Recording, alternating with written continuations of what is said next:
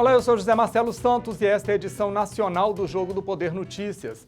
Nos últimos 15 anos, pelo menos uma instituição brasileira passou a ocupar com mais destaque as manchetes dos jornais de todo o país, encher a população de expectativa e, por que não dizer, de orgulho também. Com nomes chamativos e operações muitas vezes de apelo midiático forte, a Polícia Federal assumiu um papel importante no processo de passar o Brasil a limpo no combate à corrupção. Boa parte dessa imagem positiva se deve ao trabalho dos peritos, que combinam métodos de investigação antigos à tecnologia de ponta no combate ao crime. Como, por exemplo, usar um scanner capaz de recompor virtualmente ambientes reais em busca de provas. É para falar sobre este trabalho e como ele vem sendo usado no combate a fraudes que eu recebo no programa desta noite o perito Evandro Lorenz, diretor da Associação dos Peritos Criminais Federais e da Academia Brasileira de Ciências Forenses. Evandro, boa noite. Obrigado pela entrevista. Falei aqui na abertura do programa sobre essa combinação de métodos tradicionais com tecnologia de ponta. E é importante para o telespectador entender que isso compõe um trabalho da perícia que dá suporte a tudo que a gente vem vendo da Polícia Federal, né? Exatamente. Boa noite, agradeço o convite. É uma oportunidade sempre importante para nós estarmos aqui para falar do trabalho da perícia. E é exatamente o ponto que você colocou, né? Então, nós usamos, na verdade, todos os métodos disponíveis para que nós cheguemos à verdade. O lema principal da perícia, e isso não é só no Brasil, é realizar a justiça pela ciência, ou seja, usar a ciência, qualquer método científico, para se obter a verdade dos fatos, aquilo que realmente aconteceu. E essa verdade é que dá sustentação às decisões dos magistrados, né, das cortes, quando vão analisar os autos do processo, aquilo que foi levantado nas investigações. Porque quando se fala em polícia, em geral, se imagina homens em campo fazendo combate a investigações, não é? Mas existe um lado científico muito forte por trás e nem todo mundo imagina que o caráter científico também é um caminho para se entrar, o domínio científico é também um caminho para se entrar na polícia. Qual é o perfil da perícia brasileira, do perfil da Polícia Federal? Que tipo de profissionais estão lá? A pergunta é bastante interessante. A polícia, especificamente a Polícia Federal e as polícias que trabalham em investigação, elas funcionam como uma engrenagem, né, onde você tem a linha de frente, a investigação, os bastidores e a perícia que vai compor as provas daquilo que foi arrecadado, daquilo que foi capturado nas operações. Então, isso é levado para o laboratório, né, e dentro do laboratório, de acordo com a sua especialidade, esse vestígio, né, que é a terminologia que a gente usa, é analisado e a partir daí você consegue definir a dinâmica dos fatos, o que eventualmente aconteceu e até, em alguns casos, indicar diretamente o responsável por aquela ação. Sobre o que você me perguntou do perfil dos profissionais, dentro da perícia nós temos hoje mais de 20 áreas de ciência dentro da perícia. Então nós temos pessoas de várias carreiras científicas convivendo no nosso caso aqui em Brasília, no INC, nas superintendências no CETEX, né, que são os setores de técnico científico. São 27 superintendências? Hein? Cada estado cada estado tem uma superintendência, o Distrito Federal também tem uma, e aí você tem um setor, chama técnico científico, onde eles convivem. E aí são cientistas de várias áreas. Por exemplo, eu sou da área de computação, né, mas nós temos lá profissionais de DNA, de química, de contabilidade financeiro para análise de questões financeiras. Nós temos profissionais da área de engenharia, né? Então são profissionais de mais de 20 áreas que compõem esse grande arcabouço de ciência, né, e tecnologia para a gente lidar com esses vestígios que são coletados das mais diversas formas. Por exemplo, quando você vai numa operação onde existem muitos computadores no ambiente, e hoje é o caso mais comum, né? Você tem... Vamos pegar a Lava Jato, por exemplo, que é uma operação gigantesca. Exato. Então, todas as fases da operação são arrecadados muitos smartphones, tablets, celulares, de onde vão se tirar informações importantes de relacionamentos, contatos, provas mesmo, planilhas, materiais, vídeos, fotos que estão ali que vão servir para compor o arcabouço probatório, né? Especificamente, ontem nós tivemos pela primeira vez a superação da quantidade de materiais de smartphones passando o número de discos rígidos, que são dos computadores tradicionais e dos notebooks. Então, a tendência, e a gente já detectou isso há algum tempo, é que esses dispositivos móveis, pessoais, eles vão tomar o lugar dos discos rígidos que a gente sempre a gente recupera nas buscas e apreensão. Então, ele é um fato interessante e mostra uma tendência, né, de cada vez maior quantidade de dados e esses dados espalhados em dispositivos pessoais. Isso dentro da área de informática, né, da área de computação forense. Quando vai para outra, deve ter muito mais coisas, né? Em todas as áreas, né, você tem peculiaridades. Né? No caso dos smartphones, por exemplo, as pessoas sempre imaginam que é só o grampo, né, a escuta telefônica, o monitoramento das chamadas, mas não só isso, né? Não, isso há vários indícios que podem ter no smartphone na mão de um perito. Exatamente, isso é só um pedacinho, né, do quebra-cabeça, porque ali você tem os contatos, os relacionamentos, né, aquilo que as pessoas, as conversas das pessoas, para você retirar fotos, acessos, localização. Ainda que a foto tenha sido apagada? Ainda que tenha sido apagada, isso não é um problema. Recuperar? Isso não é um problema. Eventualmente, em alguma situação mais complicada, por exemplo, um grande desastre, pode ser que alguma coisa não seja recuperada. Um grande desastre com o smartphone, no meio do processo, né? Então, pode ser que alguma coisa não seja recuperada, mas via de regra, o que tem disponível ou já esteve disponível dentro de um dispositivo desse, a gente consegue recuperar. Isso Mesmo é que no meu importante. smartphone o meu serviço de localização não esteja ativo, é possível saber de onde eu dei o último telefonema? Isso é possível e aí não é a partir do smartphone, mas aí a partir de uma interação com a operadora, né? Porque a operadora ela consegue determinar de qual estação foi feito aquele início de ligação. Então isso é possível, aí é uma outra parte, né, do processo, mas que junto com essas evidências que são analisadas, elas compõem todo o conjunto probatório. Com isso que você está me dizendo, dá para inferir que está cada vez mais difícil cometer fraude e não ser pego? Isso é uma verdade. Não existe crime sem vestígio, né? E esses vestígios eles podem ser apagados ou podem ser tentados, pode haver tentativa de apagar esses vestígios, pode haver tentativa de destruição, mas os vestígios existem. E se a gente sempre vai ter rastro. Sempre vai ter. Um perito sempre vai achar. Vai achar. Ele pode ser destruído, ele pode ser contaminado, né? Um local de crime, por exemplo, pode ser contaminado, pode ser haver uma troca de posições, mas até isso também é possível detectar. A questão é que um vestígio contaminado, ele dificulta um pouco o trabalho, mas não inviabiliza. No caso da Polícia Federal, vocês têm um equipamento que é um scanner em 3D capaz de recompor qualquer ambiente e analisar a cena no futuro, né? Me detalha isso daqui a pouquinho. Eu vou fazer um rápido intervalo comercial, mas retorno com o Jogo do Poder Notícias já, não saia daí.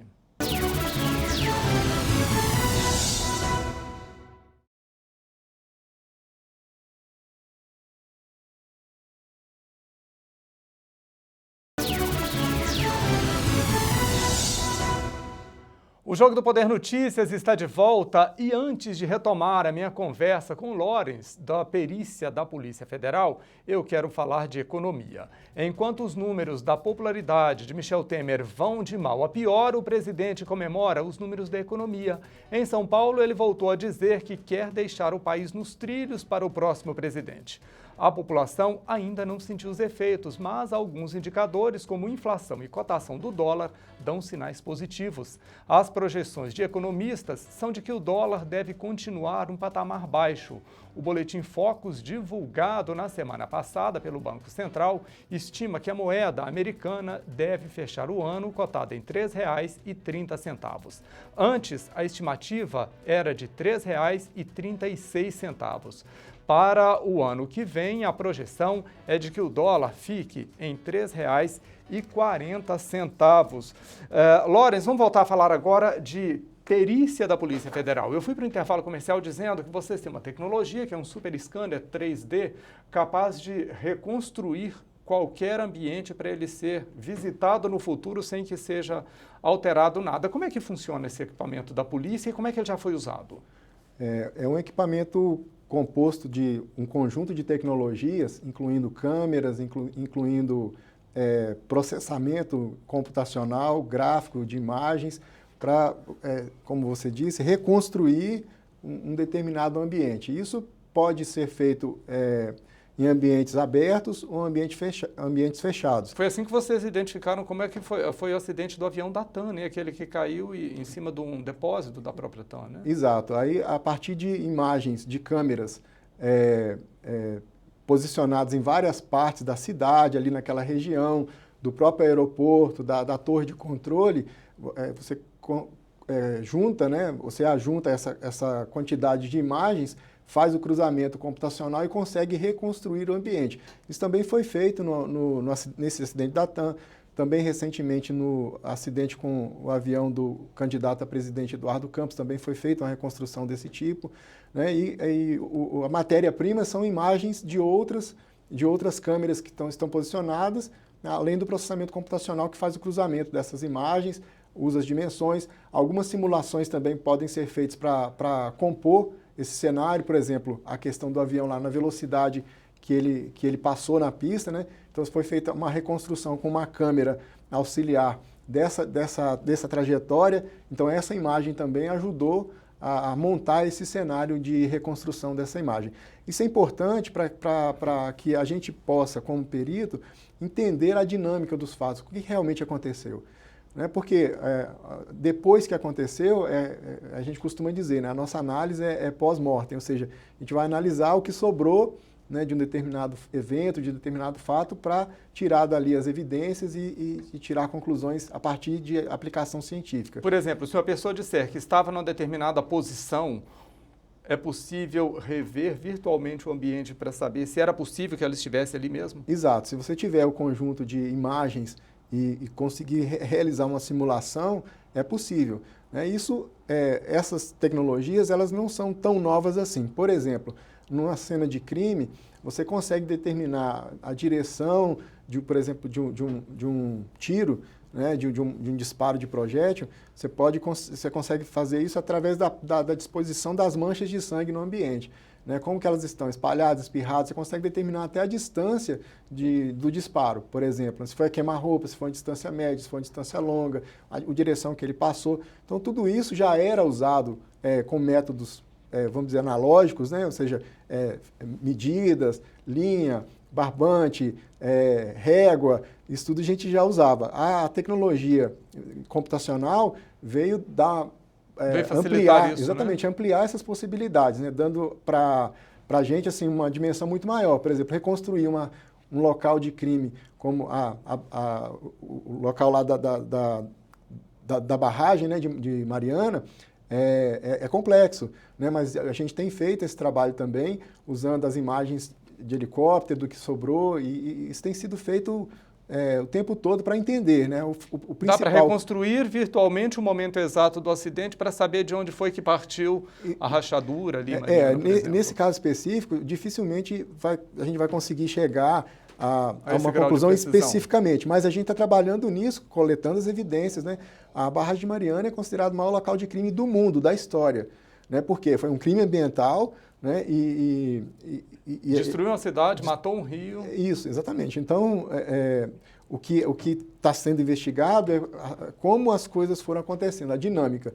Né? Dizer a precisão exata, a rachadura foi aqui, o começo daqui, eu não sei, não tenho condições de dizer agora se vai ser possível determinar. Mas grande parte do que aconteceu, a gente está montando. É como se fosse um grande quebra-cabeça de muitas peças e a gente vai conseguindo entender Numa operação como a Lava Jato, por exemplo, que é tão grande e que envolve tantos setores da Polícia Federal, que tipo de tecnologia, que tipo de ciência o Departamento de Perícia da Polícia Federal usa nesta operação especificamente? Os peritos, normalmente, nesses casos, vai depender muito do vestígio que é coletado. Como eu já te falei, os smartphones, os computadores, os tablets, todos os dispositivos eletrônicos que são usados, eles geram um tipo de informação para a operação. Papel também, documentos, planilhas que são encontrados, também eles geram outras evidências. Dados bancários de transações que são feitas, e aí existe um trabalho feito primeiro de coleta dessas informações junto às instituições financeiras, né? E depois feita a análise disso dentro dos laboratórios, tentando reconstruir a dinâmica dessa movimentação financeira. Então, aí é um trabalho, por exemplo, da perícia contábil financeira. E depois eu imagino que fica muito difícil negar isso tudo, né, no tribunal. A gente não costuma, a perícia não apresenta suposições, a perícia apresenta fatos.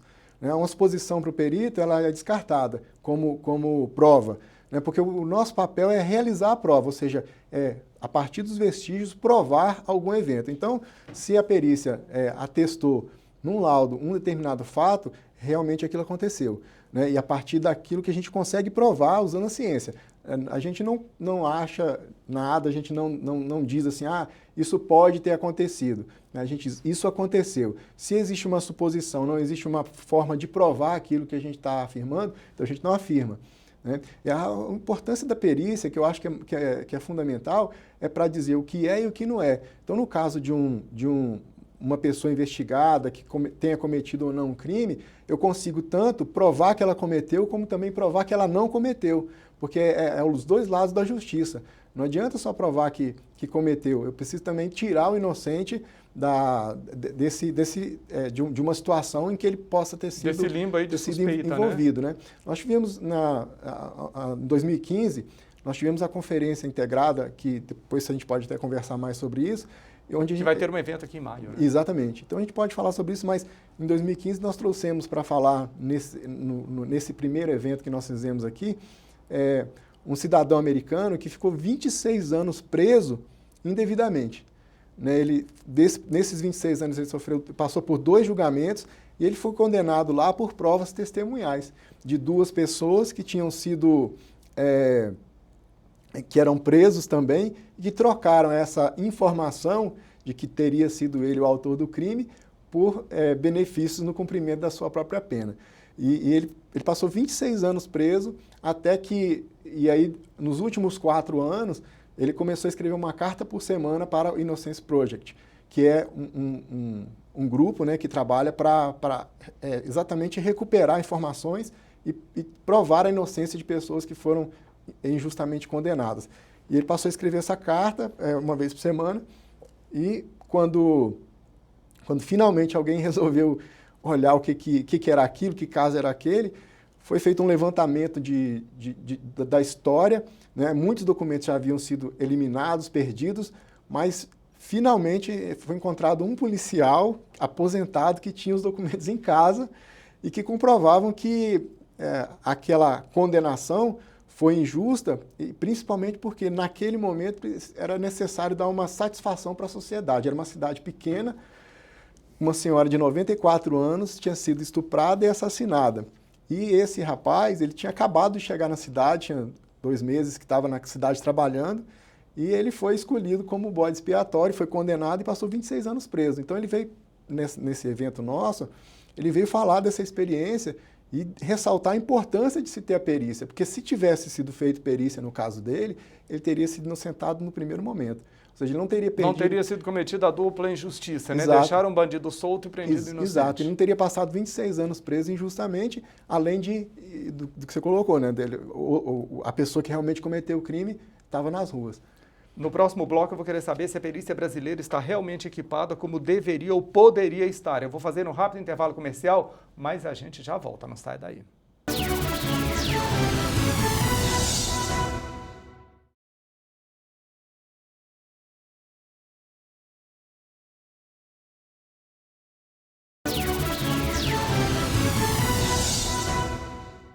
Estamos de volta com o Jogo do Poder Notícias e eu começo este bloco com uma notícia ruim para muitos trabalhadores. É que milhões de brasileiros podem ficar sem sacar os recursos do FGTS porque as empresas onde eles trabalhavam simplesmente não fizeram o depósito como deveriam. De acordo com os dados da Procuradoria-Geral da Fazenda Nacional, o problema atinge pelo menos 7 milhões de trabalhadores. O débito é de 24 bilhões e meio de reais. São quase 200 mil empresas inscritas que não depositaram os valores do FGTS e, por isso, estão na dívida ativa da União. Como os valores não estão individualizados por trabalhador, a Procuradoria não consegue identificar entre as pessoas prejudicadas quem teria direito ao saque da conta inativa. O prazo para inscrição no Programa Empresarial de Refinanciamento de Dívidas começou este mês e termina na mesma época dos saques das contas inativas. Lawrence, vamos voltar a falar de perícia, né? Você estava dizendo no início do programa que é da área da informática, de tecnologia da informação. A gente tem visto crescer no Brasil de uma maneira vertiginosa, no mundo, na verdade, né? A quantidade de crimes cibernéticos, crimes virtuais. Por mais que a legislação tente se aprimorar, não é? Recentemente foi aprovado na Câmara um projeto que torna crime a divulgação de imagens íntimas sem consentimento, não é? Como é que se combate isso? Como é que a polícia faz para chegar até esses criminosos? Ela consegue andar na mesma velocidade que eles? Pela própria natureza do crime cometido por computador ou via rede, né, via internet, a forma que a gente tem de trabalhar para combater esse tipo de crime também é com tecnologia. Então, hoje em dia, a maioria dos crimes por computador ou crimes que acontecem na internet, que são crimes reais, né? São crimes. O mundo é virtual, mas o crime é real. Exatamente. Então, eles são trabalhados e combatidos, investigados com tecnologia. Então, nós procuramos sempre estar par e passo com o que está acontecendo, né, nesse cenário criminoso. Muita coisa que acontece hoje em dia já acontecia algum tempo atrás, mas aí, com o aumento das possibilidades da tecnologia, a gente consegue alcançar. Então, um exemplo que eu posso dar é a Darknet, ou a Dark Web, né? A navegação...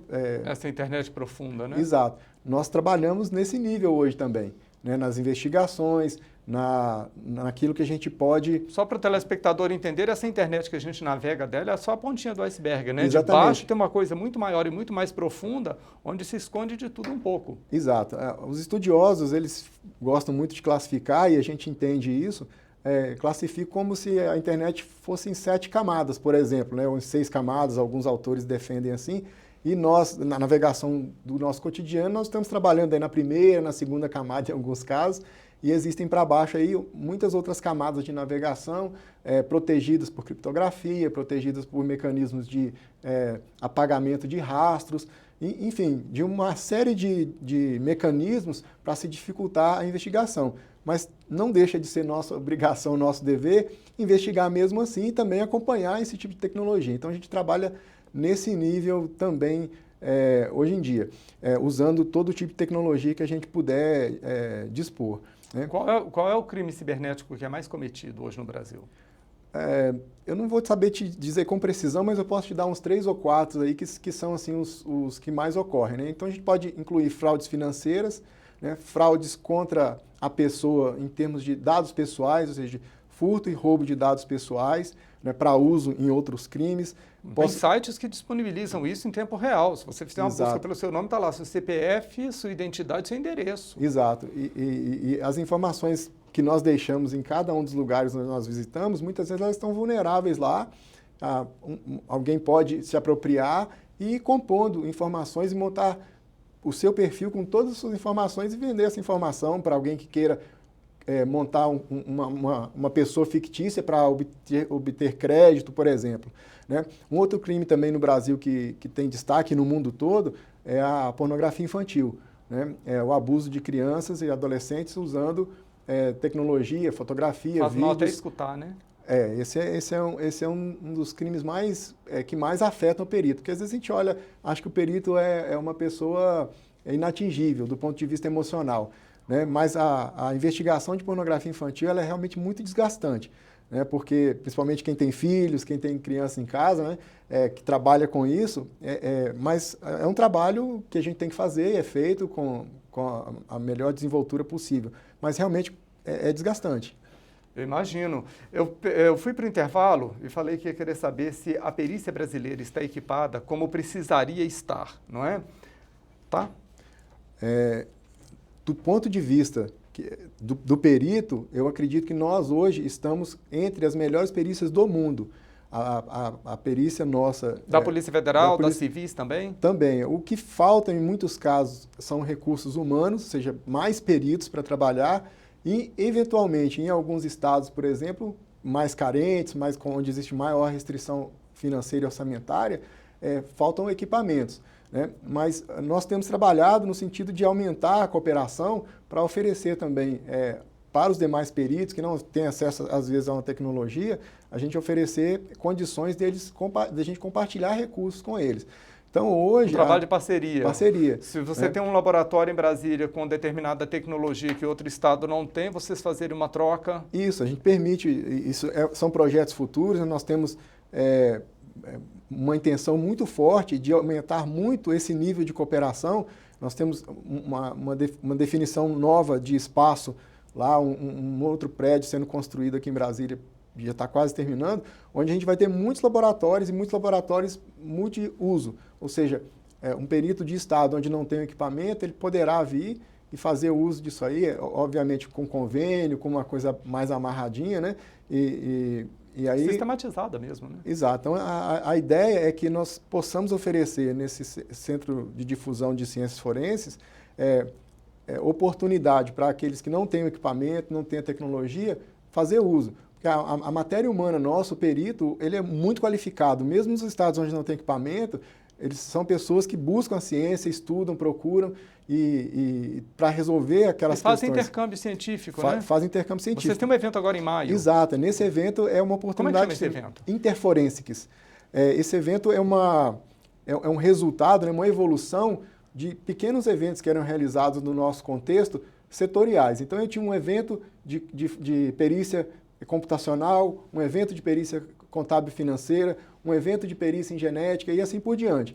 E aí nós conseguimos, concebemos, né, com o amadurecimento desses eventos, uma sinalização de que talvez fosse uma boa oportunidade nós começarmos a juntar esses eventos num grande evento de ciências forenses de todas as áreas. O que se ganha com um evento desse? Parece que vem gente de fora para esse evento. Assim. Exatamente.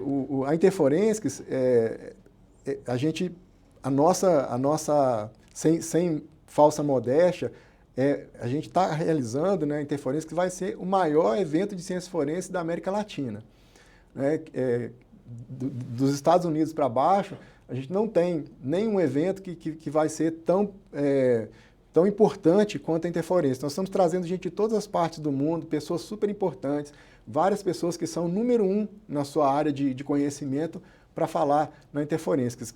Como eu estava dizendo, esses pequenos eventos, então, nós conseguimos, em 2015, realizar o que a gente chamou de conferência integrada, agregando duas dessas áreas. Foi meio que um balão de ensaio, uma experiência para ver como a gente conseguia interagir. Na verdade, esse modelo de integração de todas as áreas de ciências forenses, ele não é novo. É um modelo que é praticado, por exemplo, na Academia Americana de Ciências Forenses há 69 anos. Eles fazem esse evento há 69 anos todo ano. Inclusive, nós estamos voltando desse evento que foi realizado na semana passada, dessa vez foi na cidade de New Orleans, lá nos Estados Unidos, e a gente usa esse modelo como espelho. Além do modelo, você aprende técnicas nesses eventos? Exatamente, é uma oportunidade de se ver o que está acontecendo no mundo todo, né? A submissão de trabalhos científicos faz com que aqueles que estão pesquisando novas tecnologias tenham a oportunidade de mostrar isso. Então, nosso evento tem esse também viés científico de apresentação de trabalhos científicos. Inclusive, a submissão de trabalho está aberta até o dia 6 de março. Né? São trabalhos simples, um resumo, basta para a pessoa inscrever o trabalho, um resumo de uma página, e até o dia 6 de março ele pode ser inscrito nessa submissão de trabalhos. Então, esse é um dos vieses. O outro viés é trazer realmente pessoas que já estão consolidadas na área de conhecimento, como pessoas que são referências, né, nas suas áreas de conhecimento. Só para dar exemplo, então nós vamos ter aqui as pessoas mais importantes, por exemplo, na área de viés cognitivo das ciências forenses, que questiona os métodos. Isso também é importante, é a contraparte de alguém questionando esse método que você está usando, ele realmente é científico. Espancar para ver se ele permanece de pé, né? Exato. Né? Então, o cara número 1 desse assunto vai estar com a gente.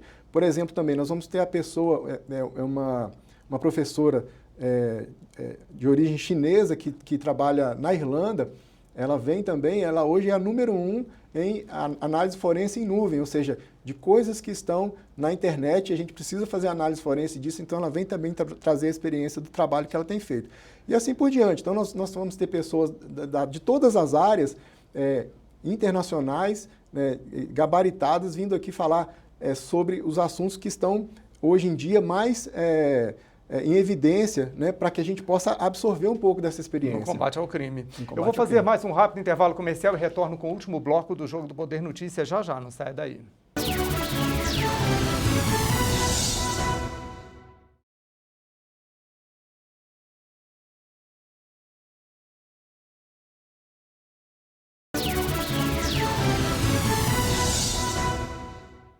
O Jogo do Poder Notícias está de volta e quem eu recebo no estúdio da CNT em Brasília nesta noite é o diretor da Academia Brasileira de Ciências Forenses, o Evandro Lorenz. A gente estava falando, Evandro, do desenvolvimento científico da perícia brasileira e eu queria saber como é que esse desenvolvimento científico é usado na investigação do tráfico de drogas pela Polícia Federal.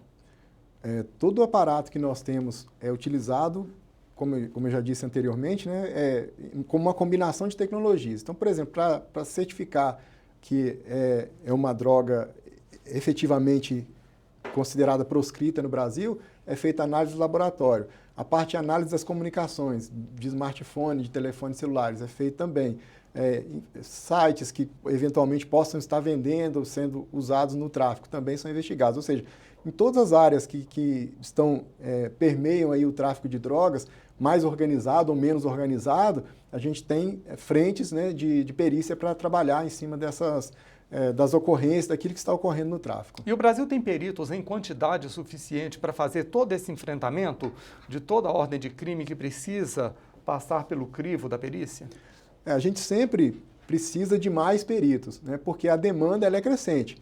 O crime não para, o crime vai crescendo, vai agregando novos adeptos e a gente sempre precisa de mais peritos. Nós hoje trabalhamos com os instrumentos que nós temos e o trabalho ocorre, a gente resolve, né? A gente não tem uma fila muito grande de coisas paradas, esperando muito tempo, porque a gente imprime a agilidade que a gente consegue para esse tipo de necessidade. No caso específico das drogas, sempre tem aquela justificativa de que a luta contra as drogas é uma batalha perdida. Você acredita nisso? Acredito, esse é um tema, inclusive, que vai ser discutido na Interforensics, porque o método, hoje, a forma como nós lidamos com as drogas, ela é superada e isso não é no Brasil, isso em todas as partes do mundo. Superada em que sentido? Ela não é eficiente, né? A forma hoje, como ela é concebida de combate às drogas, ela patina, mas ela continua, né? A gente não tem uma redução do número de casos, das ocorrências. Então, hoje, uma das coisas que será discutida na Interforense também são as políticas nacionais de drogas. Então, nós vamos trazer um especialista europeu, né, muito importante. O ministro Gilmar Mendes vai estar conosco também nessa mesa discutindo esse assunto. Outros especialistas de várias partes do mundo vão estar discutindo as políticas nacionais de drogas. Porque a identificação dos criminosos pode até ser fácil, difícil é combater o alastramento, inclusive entre usuários, né?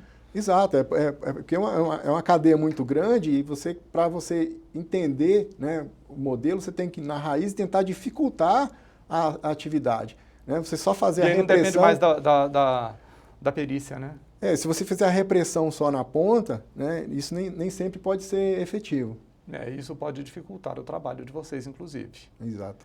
Eu quero muito te agradecer pela entrevista. Muito bom a gente poder elucidar esse tipo de coisa, porque se fala muito pouco de ciência forense no Brasil, né? Se fala muito de trabalho da polícia no combate ao crime e não na descoberta dele. Muito obrigado. Sucesso no evento. Né? Muito obrigado. Está todo mundo convidado, 23 a 25 de maio de 2017. As inscrições estão abertas. Aqui em Brasília? Aqui em Brasília, no Royal Tulip. Coisa boa. Eu quero muito te agradecer pela audiência, pela companhia. Eu vou ficando por aqui, mas o nosso próximo encontro já está marcado na próxima quinta-feira, 11 da noite, logo depois do CNT Jornal. Até lá, tchau.